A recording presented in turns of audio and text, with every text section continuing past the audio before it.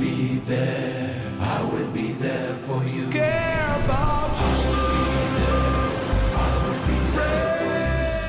En Sancor Seguros estamos junto a vos en todo momento, acompañándote. Sancor Seguros, estamos.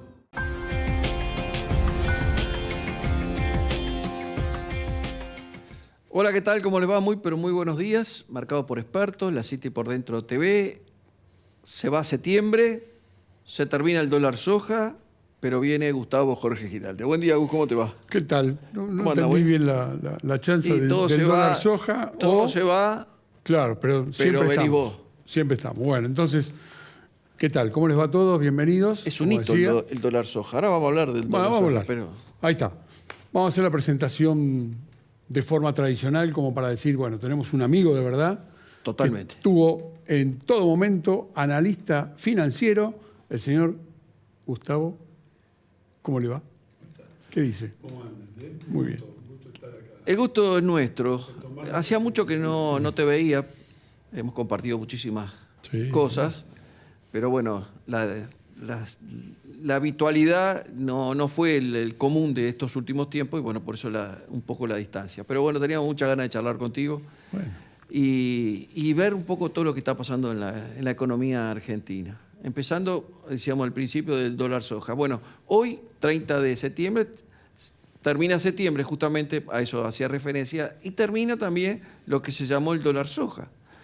Quiero que vos, de alguna manera, nos digas un panorama y cuál es tu análisis de lo bueno y lo malo de lo que representó el dólar soja para la Argentina. Bueno, en primer lugar, digamos, el estímulo generado a partir de la sanción del decreto de las primeras semanas de septiembre, medido en términos de resultados operativos para el Central, fue un éxito. Es decir, el Central se ha llevado más de 7.000 millones de dólares, las operaciones ingresadas por los sojeros. Ha generado compras para el Central netas de 4.000 y pico millones de dólares, casi 5.000 millones de dólares en el mes de septiembre, marcando un récord, digamos, para todo el registro mensual en los últimos años. La contracara negativa es que probablemente ese nivel de ingresos no se vuelva a repetir en el último trimestre del año. El complejo sojero vendió lo que tenía retenido, más a cuenta de exportaciones que van a venir a principios del año próximo, porque soja se cosecha a partir de marzo. Entonces hay anticipo de exportaciones que seguramente van a menguar el nivel de ingreso que se va a ver en el último trimestre del año. Y ahí veremos la reacción del Banco Central, a ver cómo hace para seguir administrando la escasez de dólares que tiene. Y por otro lado, la implementación de este régimen mostró que no necesariamente faltan dólares, sino que es un problema de precio. Cuando el precio es distinto, los dólares desaparecen. Es decir, probablemente podamos concluir que no hay dólares a 150 pesos. No. Pero sí hay dólares a 200 o un poco más de 200. La contracara también negativa es que el Central compró a 200, lo que vende a 147 o a 148, generando una pérdida que es absorbida después por el Tesoro, que le va a emitir un título que es indisponible a muchos años. Es decir, eso es emisión futura, compensada en parte por los derechos que recauda por la venta de estos ingresos de los sojeros. Pero creo que a la larga la contracara desde el punto de vista fiscal es negativa. O sea que esta alternativa es de corto plazo, porque por eso termina hoy. Yo creo que el Central y el nuevo ministro tenían que exhibir resultados exitosos en un periodo muy corto de tiempo, cumplir con algunas de las metas y los compromisos que adoptaron con el Fondo Monetario Internacional en materia de acumulación de reservas, que están a punto de conseguirlo. Pero, insisto, a un costo que no sabemos, ¿no?, cuánto va a ser en lo que resta del año. En las condiciones que hay en este momento, Gus, el Ministerio, en definitiva, en estos 2 meses, tuvo una proyección bastante positiva, bastante ágil como para tener cierta expectativa positiva, ¿es así? Pero acá empezaron a aparecer condicionantes que no lo están mostrando muy fortalecido como venía al principio. Y esto provoca ciertas condiciones que la gente no está viendo, o la producción no está viendo una alternativa a mediano plazo de tal como había arrancado, sino que viene un poco más restringido. Claro, aparte han tomado muchas medidas necesarias desde el punto de vista de la ortodoxia fiscal, llamémosle la suba de tasas, por ejemplo, pero sin una contracara muy positiva en términos de reducción del gasto, en forma muy, muy significativa, lo cual hace que eso impacte sobre el nivel de actividad. Los últimos 2 meses ya el nivel de actividad está cayendo y seguramente ya vamos a entrar en una especie de recesión en el último trimestre del año, producto de todo esto. Y la contracara también negativa de todo esto es que agudiza ciertas tensiones. Claro. Es decir, el dólar soja 200 hace que otros sectores reclamen un tratamiento similar.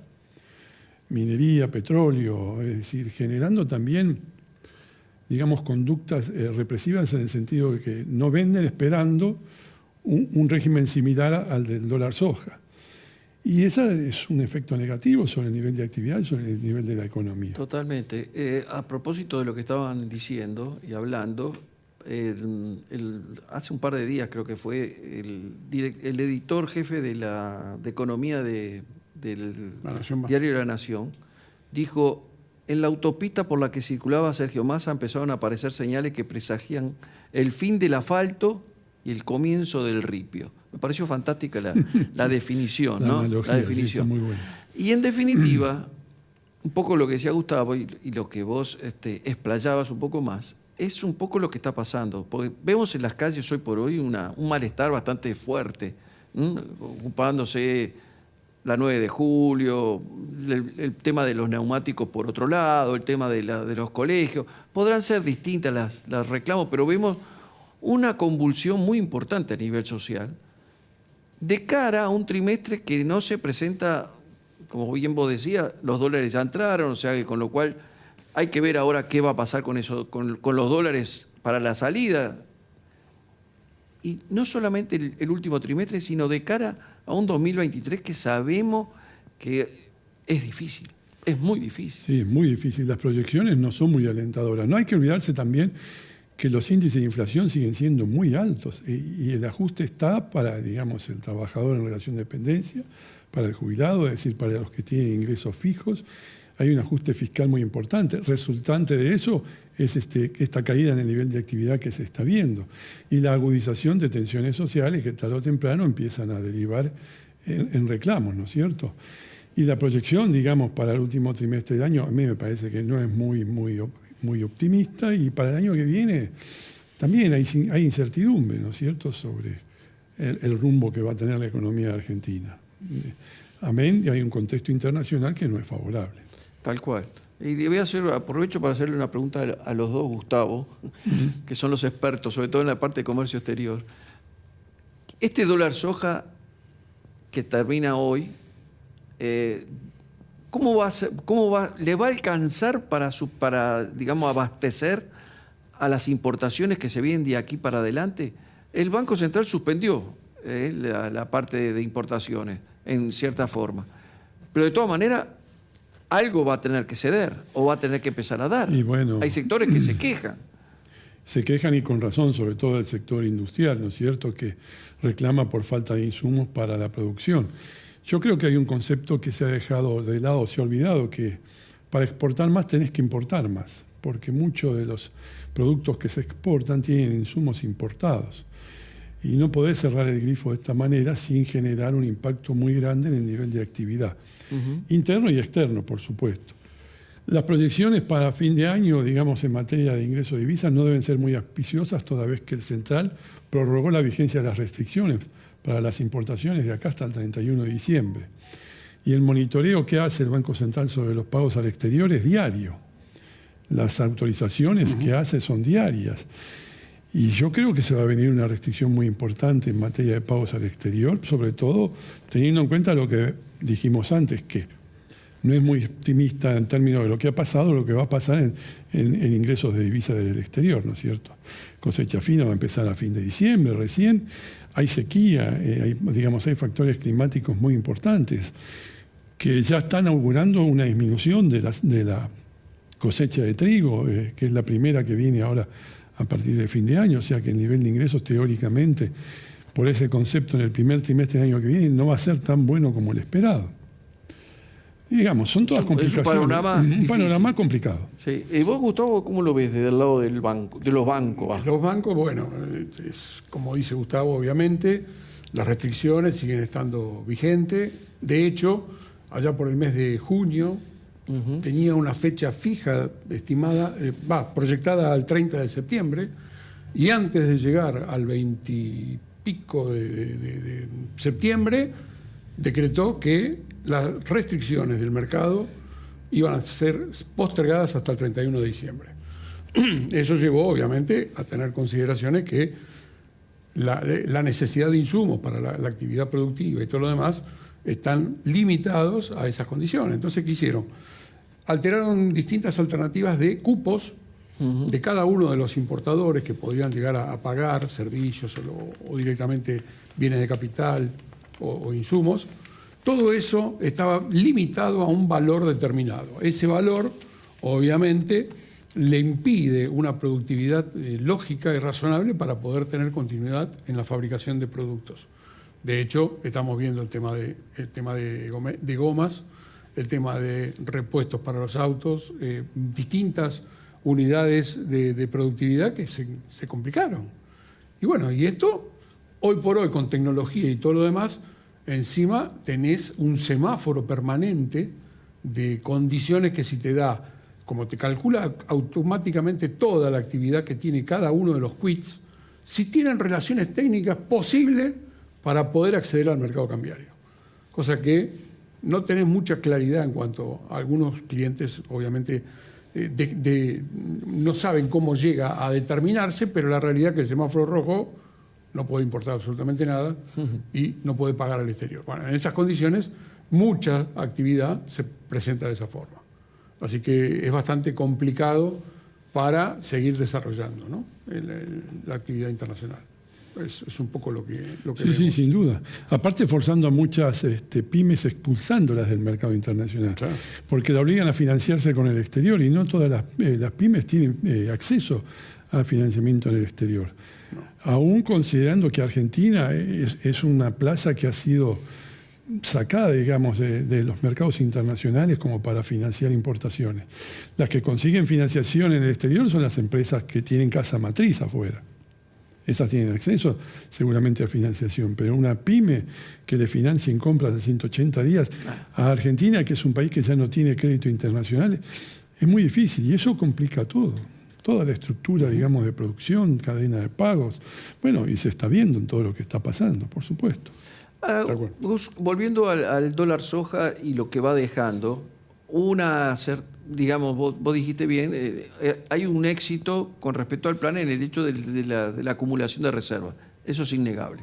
Muchos pensaron que parte de esos fondos que quedaban ociosos iban para el dólar, los dólares financieros, dólar MED, contado con liquidación, e incluso al marginal. Si bien en algún momento eso fue realmente, llegó a estar el dólar, el contado con liquidación a 317, 318 a fines de la semana pasada, hoy lo estamos viendo en valores por encima de 300, 307, por ahí. O sea, no hubo ese remesón que se temía, no pasó. O no está pasando por el momento. ¿A qué atribuir? Porque inclusive el dólar marginal está rondando los 2.80, no llega a 2.90, se cae. O sea, y yo creo que acá hay claramente lo que yo llamo un efecto tasa.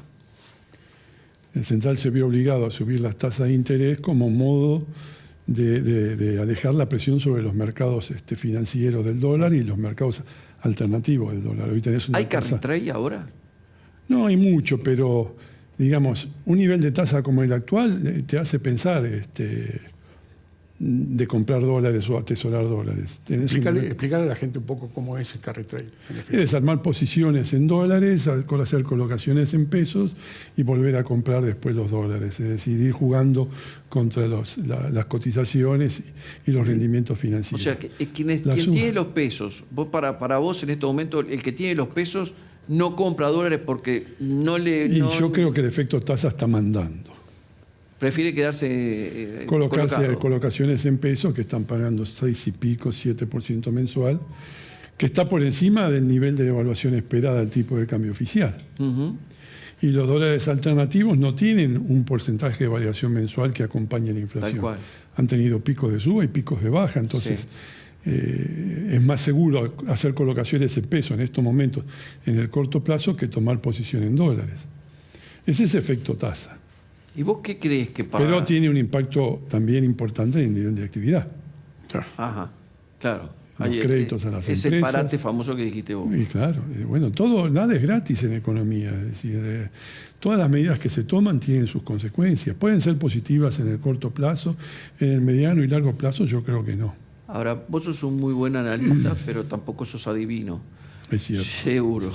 Y si no, no estaría acá con nosotros. De aquí, Plantearlo así. planteándolo las expectativas este trimestre, lo que viene de 2023, ¿cómo ves la evolución del dólar? Porque no, seguramente te deben parar y te deben decir, o los clientes que vos tenés te llaman y te dicen, ¿qué pensás del dólar?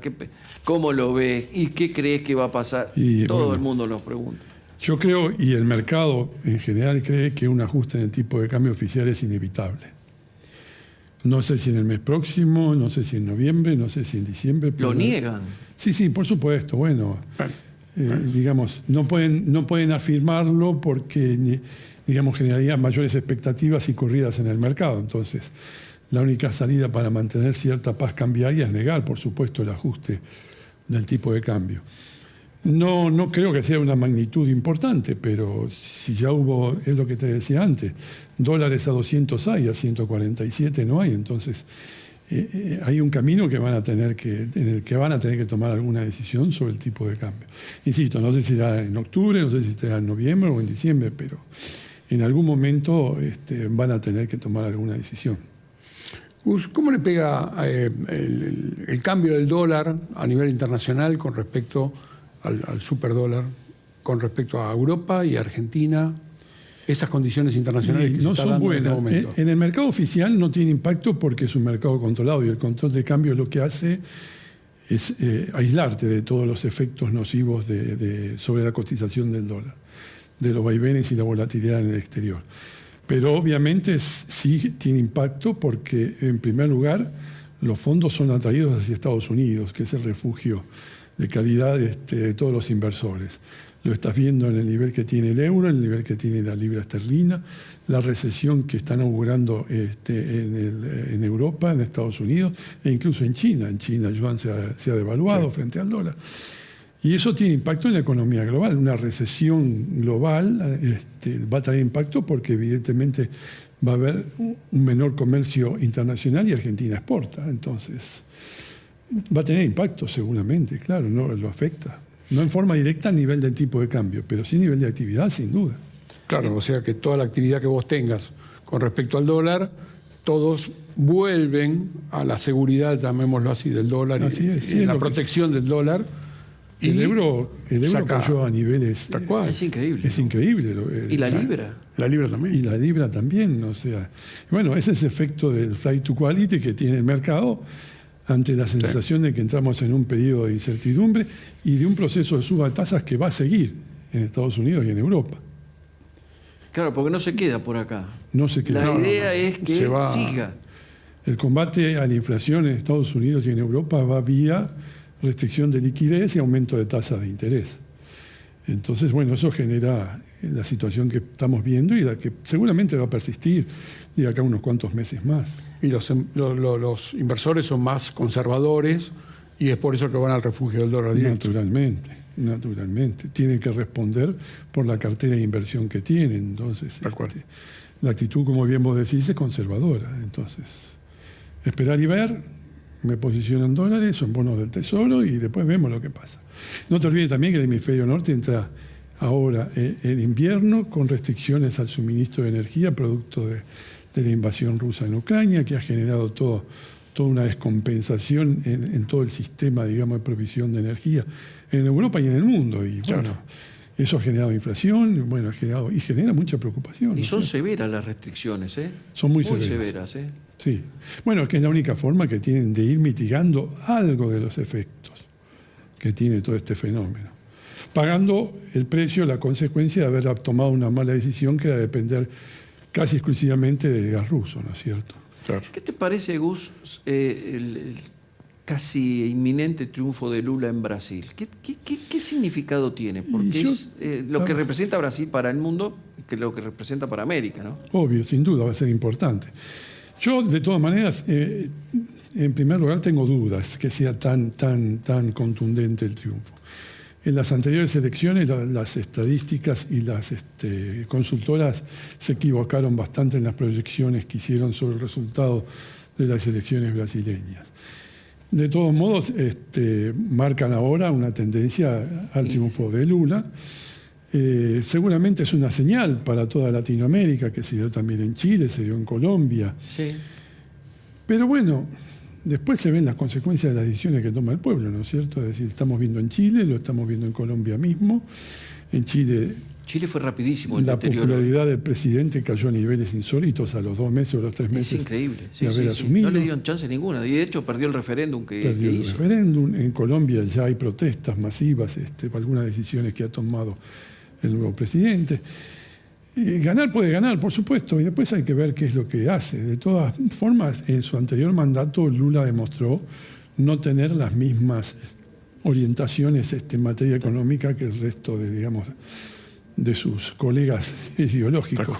Es decir, ha sido más conservador y ha adoptado conductas y decisiones que se parecen más a un gobierno de derecha o de centro derecha que a un gobierno de izquierda. Veremos. Al Rengo hay que verlo caminar. Exacto, muy bien. Ahora, el nivel de inconformismo, por así decirlo, de la gente es cada vez mayor, ¿no? En el sentido de que sí. voto, te doy mi voto, pero si no camina bien, ya te lo saqué. O sea, no sí. es como, no sé si la impresión es como que ya no es como antes. No hay fidelización permanente. No existe la fidelización. O hay un grupo pequeño fidelizado con la izquierda, un grupo fidelizado con la derecha, pero hay una gran avenida en el medio que va para cualquier lado. Hoy te lo doy a vos, mañana te lo doy a vos. Y yo creo que es un voto muy emocional, ¿no? En el sentido que, esa buena definición. Claro, en el sentido que, bueno, la gente vota pura emoción, digamos, cansada o con el hartazgo de algún gobierno que no satisfizo algunas demandas sociales, y vota por la alternativa, a veces sin evaluar las consecuencias de votar por la alternativa. Y votan nombres, figuras. Votan nombres, figuras, sí. Ya los partidos casi como que no los representan. Y es un fenómeno que se da a nivel mundial. En Estados Unidos ha pasado. Y a Italia. Italia ha pasado. Es un fenómeno que se da, que yo creo que también es consecuencia de la globalización y la difusión que tienen las redes sociales de todos los acontecimientos que pasan en el mundo, en todos los países. Y hay conductas que generan empatía. Tal cual. Una pregunta que te vuelvo a traer para acá, para Argentina. ¿Cómo no? ¿Cómo ves el tema LELIC? Y esa es una bomba de tiempo que no sé cómo la van a desarmar. Porque está generando, digamos, hay una emisión en LELIC que supera varias veces la emisión monetaria, la base monetaria, quiero decir. En algún momento eso lo van a tener que intentar desarmar. Si no, es una bomba de tiempo ahora. Esta gente, digamos, había prometido en sus inicios desarmar, eran las de Baque en ese entonces. Exacto. Y generar un mecanismo tan o más perverso que el anterior, obligados por las circunstancias, porque el central tiene que comprar dólares o generar pesos para pagar un tesoro que no tiene financiamiento, entonces hay una emisión descontrolada y en algunos casos tiene que absorberla, y la única forma de absorberla es generar un instrumento como este.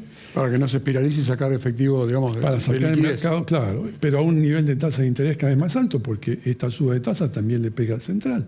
Claro. Es una bomba de tiempo al que hay que prestarle mucha atención, con final incierto, por supuesto. Gus, la última te hago yo de mi parte. Ya somos grandes, tenemos canas, algunos ni canas, quedan pocas. ¿Vos crees que todavía tenemos chance de ver alguna Argentina distinta? No importa el color. No, sí, por supuesto. No. Teniendo en cuenta, digamos, la realidad, yo te diría que no hay muchas chances. Para mí es un problema cultural que ha arraigado mucho y, digamos, si la sociedad no está dispuesta a pagar los costos de un cambio drástico, digamos, de modelo, digamos, va a ser lo mismo. Pero hay con matices, tendremos algunos periodos de relativa bonanza, relativa estabilidad, pero seguramente esto, si no hay un cambio radical, no va a funcionar. Ya estamos, ¿no? Sí, porque podemos fenómeno. quedarnos toda la tarde también. Sí. Es una charla lindísima, tipo charla de café. Muchas gracias, Gus. Al contrario, Es un gracias gusto, a hacía ustedes. mucho que no te veía. Gracias a ustedes por la lindísimo. invitación. Nos vemos en cualquier momento. Seguramente te vamos a estar llamando, Bueno, como siempre, con mucho gusto. para que nos acompañes. Con mucho gusto.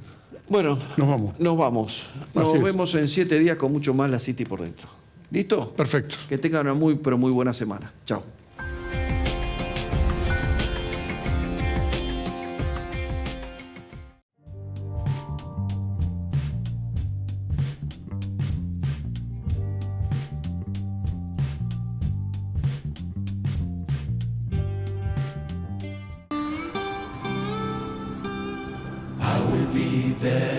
I will be there for you. Care about you. En Sancor Seguros estamos junto a vos en todo momento, acompañándote. Sancor Seguros, estamos.